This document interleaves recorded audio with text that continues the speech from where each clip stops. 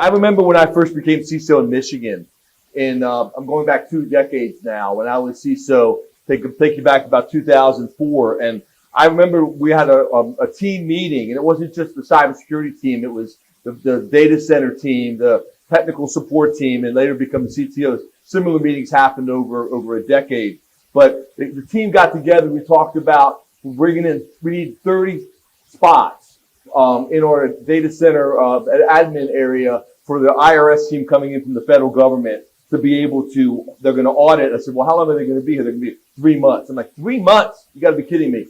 And then they said, oh yeah, right after that, we have another team coming in from CMS doing, well, Medicare, Medicaid. That's going to be about 20 people. They're going to be here 2 months. They're going to overlap a little bit. Another team from the IRS, we had IRS, HHS, PCI team, which was a separate private sector for payment card industry. And just remember being overwhelmed and how many people we had to have involved in this.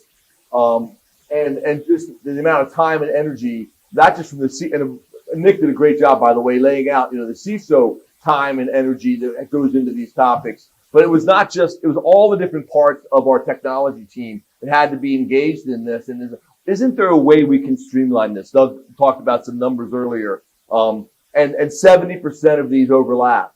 And then when the federal government, of course, that was pre-cloud. Then the cloud came in. Of course, FedRAMP, I have a lot of FedRAMP friends here from the federal government.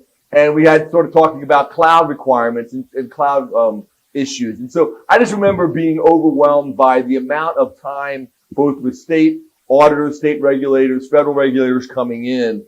And so when Joe and Leah and talked about setting up StateRAMP a few years ago and the need for this, it was so obvious to me that this was really, really important and that we needed to be able to bring together the private sector, public sector community, now in the private sector, but at 17 years in Michigan government, my years at NSA, this is, I don't think there's any more important topic for CISOs around the country. And I see a lot of current and former CISOs around the country here in the audience. And so I know this is top of mind. It's needed now more than ever. Let me just leave it there.